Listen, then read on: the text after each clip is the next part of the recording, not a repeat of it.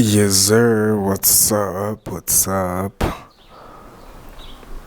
I am trying to get myself in focus here, and I could say that that is a metaphorical explanation of what I'm trying to do, in my head as well. So get a good shot, a clear view of things, But all the details are great. So initially, what made me record this was that I saw this view. Okay, wait, yeah, something like this, but more of a close-up, and this thing behind me was dancing there. So yeah, I thought I'd, instead of like writing as a journal, I'll use my camera as a journal. Yeah, and I think this is better. So yeah, I'm of the idea that religion or spirituality, or the way in which we go about life in a way that's ordained, holy, and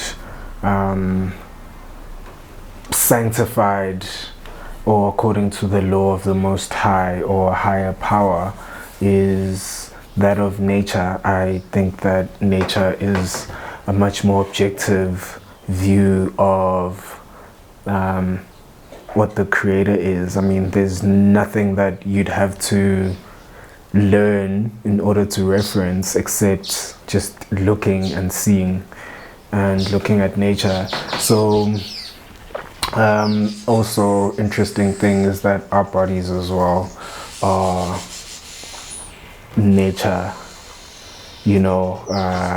conscious, if you will, or I don't know, plants are conscious as well, but we then have greater autonomy than plants or trees that are stationed in one place, or the ocean, or anything like that. So yeah, that's been my reference on where my religious or spiritual views lie, because I've had such an interesting purging and exorcism of some religious constructs that I believe not to be in accordance with what is natural, at least in my eyes.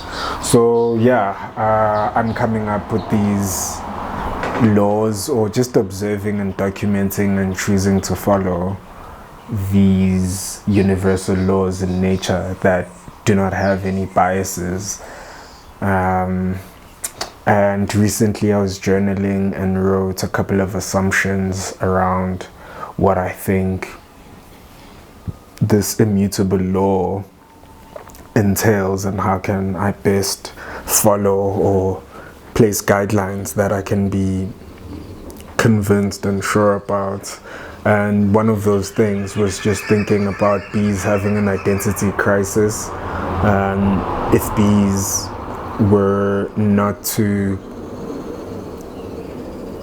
behave the way that it is hardwired in their DNA, what would happen, And it's so interesting that the human life is very subjective, in that I could live and die for Allah, and someone else could do the same for Jesus, and we're both adamant and sure about our beliefs, but almost pointing at one thing, or the Creator, but then those subjective worlds exist, and that's the subjectivity in which I want to, extract myself from and have a wider view of things, because I've seen that in my religious view of things, I've had a very judgmental outlook that took a while for me to see as part of even my personality, and also even being admittive or admitting of that is kind of scary thoughts.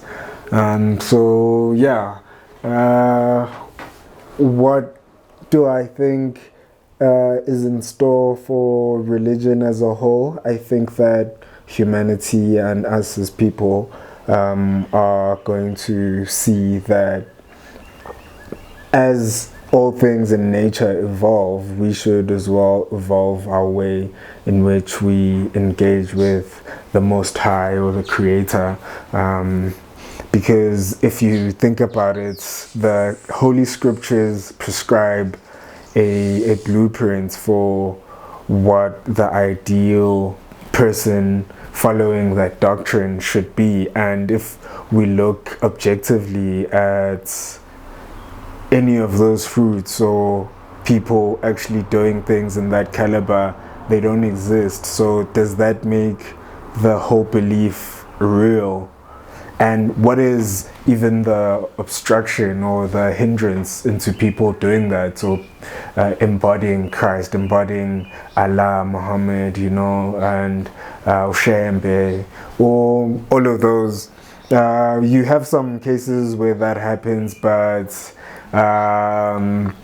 also there is colluding in the truth. Let me grab this.